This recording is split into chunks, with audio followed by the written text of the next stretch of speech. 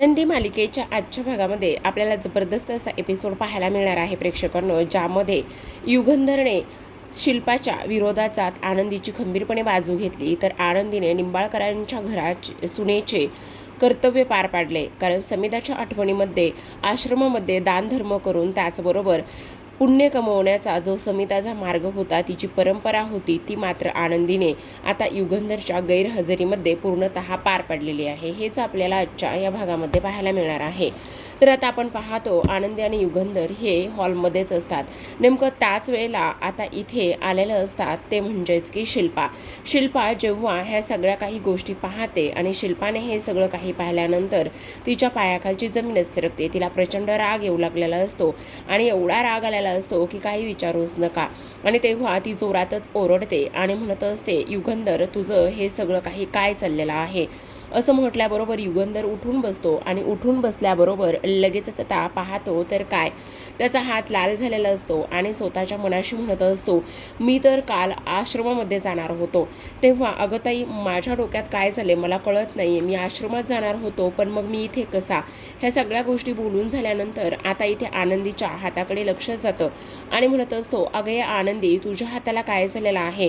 तुझ्या हाताला किती रक्त येते, किती लाल झालेला आहे तुझा हात, आणि त्याचबरोबर लागलेला आहे तुझ्या हाताला एवढं, असं युगंधर बोलू लागलेला असतो. तेव्हा आनंदी तिचा हात पटकन स्वतःच्या पाठीमागे घेते आणि म्हणत असते, काही नाही मालक साहेब.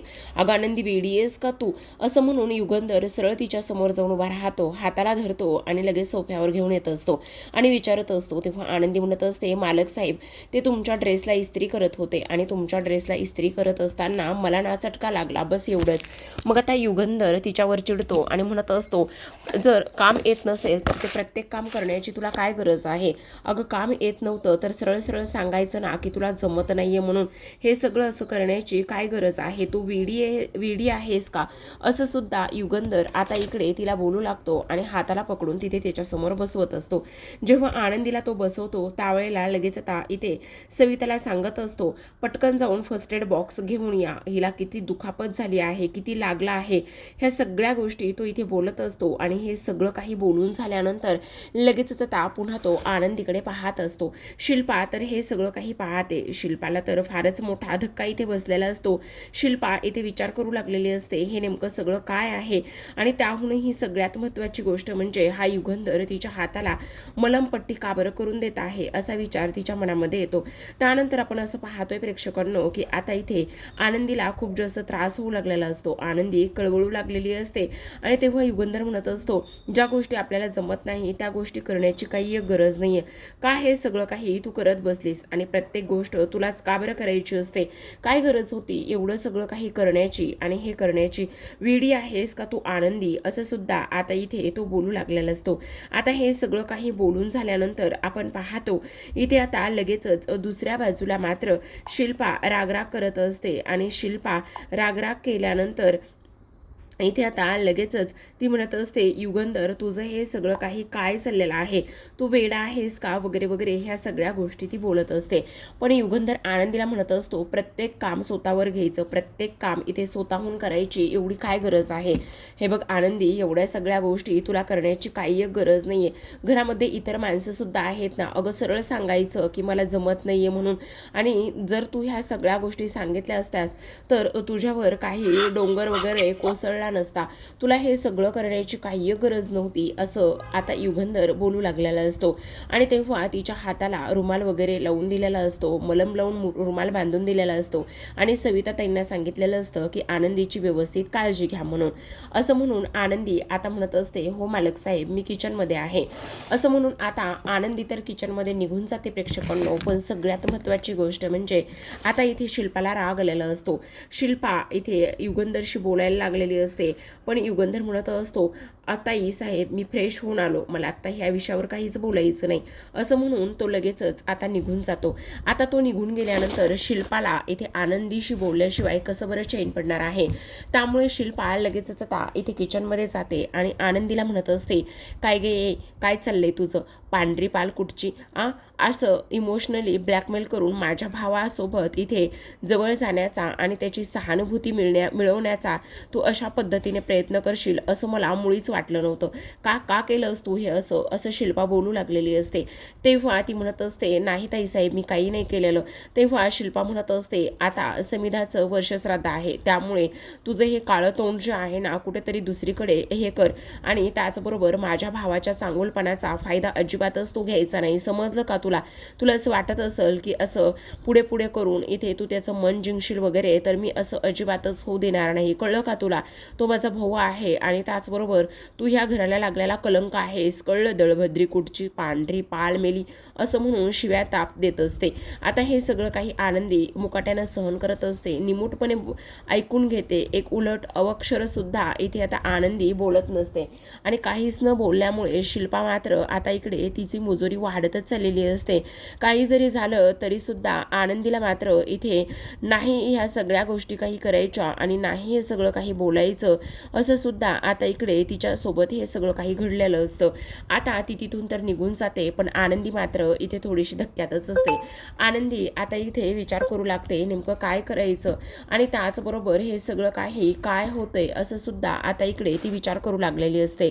विताताई आता इथे आनंदीकडे येतात आणि म्हणत असतात, खरं सांगू का आनंदीताई, मला तर ना काय चाललंय हे सगळ्या गोष्टी कळतच नाही आहेत. म्हणजे बघा ना कसं होतंय, काय होतंय. शिल्पाताई तुमच्या बाबतीत एवढा धक्कादायक असा निर्णय कसा काय घेऊ शकतात? पाहता युगंधरची वाट बघतच हॉलमध्ये बसलेली असते आणि जेव्हा युगंधर येतो त्यावेळेला मात्र शिल्पाचा पारा चढतो. इकडे सविताताई म्हणत असतात, आनंदीताई खरं तर तुमच्या बाबतीत हे फार चुकीचं होतंय. तेव्हा आनंदी म्हणत असते, हे बघा मला त्या सगळ्या गोष्टीबद्दल काहीही वाटत नाही, पण तुम्हाला एक गोष्ट सगळ्यात महत्त्वाची सांगू का? मालक साहेबांना झालेला त्रास आणि मनस्ताप मला नाही पाहवते असं ती बोलत असते. युगंधर आता म्हणत असतो, काय झालं ताई? तेव्हा आता शिल्पा म्हणत असते, काय झालं म्हणजे? तुझं काय चाललेलं आहे? अरे तिकडे आश्रमामध्ये जायचं सोडून इथे, आणि त्याचबरोबर तू काय डोक्यावर पडलायस का? हे सगळं काही तू मुद्दामून करतोयस का? त्या मुलीची बाजू घेतोयस काय? त्या मुलीच्या हातावर मलमपट्टी करतोयस काय? काय काय चाललंय काय तुझं? तेव्हा युगंधर म्हणत असतो, एक मिनिट ताई, मला ह्या सगळ्या गोष्टीबद्दल नाही बोलायचं, मी तुला सांगितलंय ना स्पष्टपणे. आणि आणखी एक गोष्ट महत्त्वाची म्हणजे हे बघ आनंदी एक चांगली मुलगी आहे, आणि आणखी एक महत्त्वाची गोष्ट म्हणजे सगळ्यात महत्त्वाचं, हे बघ तिच्या चांगुलपणा किती नाही म्हटलं तरी आपण लपून ठेवू शकत नाही. आणि त्याहूनही सगळ्यात महत्त्वाची गोष्ट म्हणजे आनंदीकडे लक्ष देणं ही तुझी जबाबदारी आहे. आणि आनंदीकडे लक्ष न दिल्यामुळे मला हे सगळं काही करावं लागतंय. तुझ्याकडून मला ही अपेक्षा नव्हती ताई, कारण तू खरं तर आनंदीकडे लक्ष द्यायला हवंयस, पण तू अजिबात तसं करत नाहीयेस. तू तुझी जिम्मेदारी आणि जबाबदारी झिडकारून टाकली आहेस, काय बरोबर की नाही? तर दुसरीकडे आपण पाहतो शिर्के मात्र सकाळी सकाळीच घरी आलेले असतात आणि शिर्के सकाळी सकाळीच घरी आल्यानंतर आता इथे युगंधर म्हणत असतो, शिर्के आपल्याला ताबडतोब आश्रमामध्ये जावं लागणार आहे, कारण कालचं जे काम आहे ना ते आज आपल्याला पूर्ण करावं लागणार आहे असं शिर्के म्हणत असतात. आणि तेव्हा शिर्के म्हणत असतात की नाही मालक साहेब, खरं तर आश्रमामधून इथे फोन आला होता, कारण तिथे कोणीतरी ऑलरेडीच दानधर्म केलेला आहे. मग आता काय करायचं मला तर कळतच नाही आहे. आणि त्याहूनही सगळ्यात महत्त्वाची गोष्ट म्हणजे काल आपली तारीख होती आणि काल आपण जाऊ शकलो नाही, ह्या सगळ्या गोष्टी. तेव्हा आता इथे युगंधर म्हणत असतो, काल मला सरबत देणारा माणूस कोण होता? मग आता इकडे तो म्हणत असतो, तोच आपला जुनाच होता, पण मला तर असं वाटतंय ह्या सगळ्या गोष्टींना इथे विद्याधरनेच केलेल्या असाव्यात. आता तेवढ्यातच विद्याधर खाली आलेला असतो आणि विद्याधर खाली आल्याबरोबर तो गाणं म्हणत येत असतो, आनंदी आनंदगडे जिकडे तिकडे चोहीकडे, आनंदी आनंदगडे जिकडे तिकडे चोहीकडे, असं गाणं म्हणत आल्याबरोबर आता इकडे युगंधरला राग येतो. तेव्हा विद्याधर म्हणत असतो, काय काय काय झालेलं काय आहे? एक गोष्ट लक्षात येते का? आणि त्याहूनही सगळ्यात महत्त्वाची गोष्ट म्हणजे मला एक सांगा की काल तुम्ही याच्यामध्ये आश्रमामध्ये जाणार होतात, मग आश्रमामध्ये जाऊन सगळं काही व्यवस्थित झालं का? तुमचा दान धर्म ह्या सगळ्या गोष्टी व्यवस्थित झाल्या का नाही? त्याबद्दल मला थोडंसं जाणून घ्यायचं आहे. काय काय काय बोला ना, तुमचं सगळं व्यवस्थित झालं की नाही ते सुद्धा तुम्ही आम्हाला सांगायला हवं, बरोबर की नाही? असं सुद्धा तो बोलत असतो. आणि काय आता इथे वर गेलेल्या समिधा बहिणीच्या त्या ह्याला काय वाटत असेल. नाही नाही नाही नाही नाही, तुमचं दानधर्म ह्या सगळ्या गोष्टी अजिबातच झालेल्या नाही आहेत असं सुद्धा आता इथे तो बोलत असतो. आता हे सगळं काही बोलल्यानंतर आपण पाहतो की आता इथे लगेचच शिल्पा म्हणत असते, 1 मिनटं, युगंधर काल आश्रमामध्ये जाणार आहे ही गोष्ट तुला कशी काय माहिती? तेव्हा तो म्हणत असतो, कशी काय माहिती म्हणजे आता माझ्या दादासाहेबांनी माझं एवढ्या दारू लांपास केल्या आहेत, मग मी सुद्धा म्हटलं की इथे दारूचं व्रत सोडल्याला आता इकडे ह्याने जो काही विडा उचलला होता की मी कधीच दारू पिणार नाही त्याचं व्रतभंग करूया, आणि त्यामुळे मीच त्या सरबतामध्ये थोडीशी दारू मिक्स केली आणि त्यानंतर इथे मी त्याला इकडे ह्या सगळ्या गोष्टीपासून दूर ठेवलं असं आता विद्याधर म्हणत असतो. आता विद्याधरने स्वतःच्या तोंडून हे सगळं काही कबूल केल्यानंतर आता मात्र युगंधरला राग येऊ लागलेला असतो. पण तेवढ्यातच अनाथ आश्रमामधून एक व्यक्ती आलेले असतात आणि तेव्हा लगेच आता शिर्के म्हणत असतात, अरे वा वा वा, अनाथ आश्रमामधून एक माणूस सुद्धा आलेला आहे. मग आता लगेचच इथे विद्याधरचं लक्ष जातं आणि तो म्हणत असतो, बघितलं का तुमचा प्रभाव काय झालेला आहे, तुमच्यामुळे इथे दानधर्म झालं नाही तर तुमची माणसं घरापर्यंत येऊ लागलेली आहेत असं इकडे तो बोलू लागलेला असतो. हे सगळं काही बोलत असताना आपण पाहतो ते म्हणत असतात, त्याचं काय झालं ना, आम्ही ना आज आश्रमामध्ये येणारच आहोत दानधर्म करण्यासाठी. ते काल काय झालं ना, तेव्हा तो माणूस म्हणत असतो, अहो तुम्हाला तेच सांगायला इथे मी आलोय आणि तुमचे आभार मानण्यासाठी मी इथे आलेलो आहे. खरं सांगू का, काल तुम्ही एवढं सगळं काही अन्नदान केलं, एवढ्या चांगल्या गोष्टी केल्या ना, त्यामुळे आश्रमामधले सगळेजण खुश झालेले आहेत. म्हणजे आम्हाला नाही समजलं कोणी केलं. अहो तुमच्या घरातली सून आली होती आणि तुमच्या घरातल्या सुनेने येऊन एवढं छान दानधर्म केले. अहो जसं समिधा वहिनी करायच्या ना, अगदी त्याच पद्धतीने सगळं काही त्यांनी केलेलं आहे. खरं सांगतो तुम्हाला, म्हणजे तुम्हाला सांगू, खीर असो, मसाले भात असो, तो पुलाव असो किंवा आणखी त्या पुरी वगैरे, हे सगळं काही जे आहे ना, अगदी आम्हाला समिधा वहिनींचीच आठवण आली बघा असं इकडे ते बोलू लागतात. आणि हे सगळं काही बोलल्यानंतर आता मात्र सगळ्यांना धक्काच बसतो की नेमकं कोण गेलं होतं. मग आता इकडे ते म्हणत असतात, अहो तुमच्या नव्या मालकीनबाई म्हणजेच की इथे आनंदी वहिनी साहेब काल आल्या होत्या आणि त्या काल आल्यानंतर त्यांनी आमचं एवढं छान पाहुणचार केला, त्याचबरोबर सगळ्या काही गोष्टी खूप चांगल्या पद्धतीने केल्या असं म्हटल्याबरोबर आनंदी आता इकडे येत असते. आल्याबरोबर माफी मागत असते आणि म्हणत असते, खरं तर मालक साहेब मला माफ करा, माझं जरा चुकलंच आहे थोडंसं. मी तुम्हाला सांगू का, खरं तर इथे समिधाताईंची मला जागा घ्यायची नाही आहे. मान्य आहे मी तुमच्यासोबत सत्यनारायणाच्या पूजेला बायको म्हणून बसली नाही आहे, पण ह्या घराची सून म्हणून मला माझे जे कर्तव्य पाडावेसे वाटले ते कर्तव्य मी पार पाडले आहेत. आणि म्हणूनच मी ठरवलं की त्या अनाथ आश्रमामध्ये जायचं आणि तिथे गेल्यानंतर मी इथे हे सगळं काही त्या पद्धतीने करायला सुरुवात केली. म्हणजे मी तिथे फक्त समिधाताईंची जी परंपरा होती, समिधाताईंचं जे काही त्या करत होत्या ते फक्त पुढे चालवण्याचा प्रयत्न केला असं आनंदी आता इथे बोलू लागत असते. आनंदीने हे सगळं काही बोलल्यानंतर आता मात्र इथे युगंधरची कॉलर टाईट झालेली असते. माई आणि बापूंना तर प्रचंड आनंद झालेला असतो. तेव्हा युगंधर विद्याधर समोर जाऊन उभा राहतो आणि म्हणत असतो, बघितलं आनंदी आनंदगडे, जिकडे तिकडे चोहीकडे. बघितलं का, निंबाळकरांच्या घरामध्ये आनंदीमुळे आनंद येऊ लागलेला आहे. अरे तू कितीही खालच्या तराला जा, कितीही कसलेही प्रयत्न कर, पण तुझ्या असल्या प्रयत्नांना कोणीही भीक घालत नाही, समजलं. आज काय झालंय ते तुझ्या समोर आहे.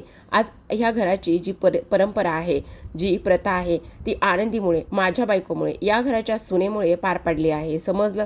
त्यामुळे कितीही काही जरी केलंस ना तरी सुद्धा पुन्हा पुन्हा तोंडावर पडतोस तू. आता युगंधर आनंदी समोर जाऊन उभा राहतो आणि त्यानंतर म्हणत असतो, आनंदी तुला एक गोष्ट सांगू का, आज तू इथे बायकोचंच नाही तर एका सुनेचं कर्तव्य पार पाडलंस आणि सुनेचं कर्तव्य पार पडल्यामुळे तू चक्क आज माझं मन जिंकलेलं आहेस.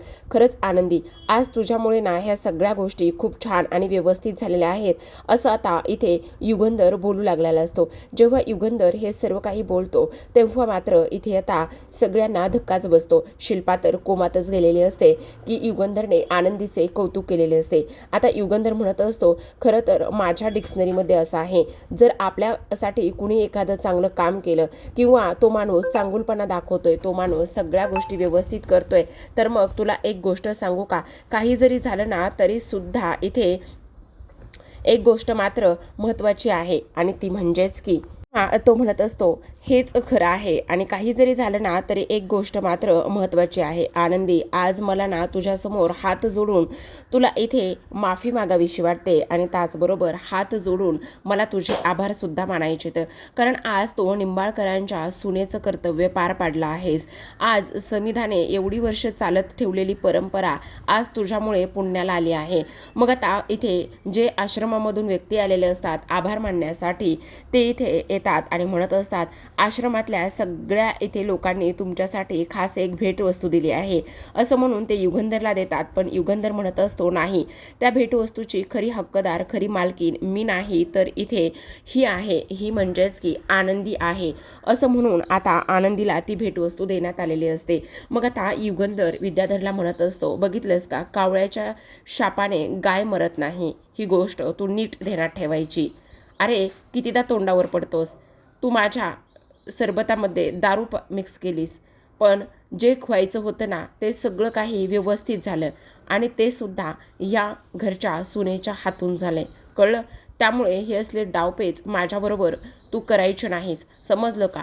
असं सुद्धा आता इकडे तो स्पष्टपणे बोलत असतो आणि आनंदीची बाजू घेत असतो. त्यानंतर आश्रमामधला माणूस आता इथे समोर हात जोडूनच धन्यवाद म्हणून आभार व्यक्त करून निघून जात असतो.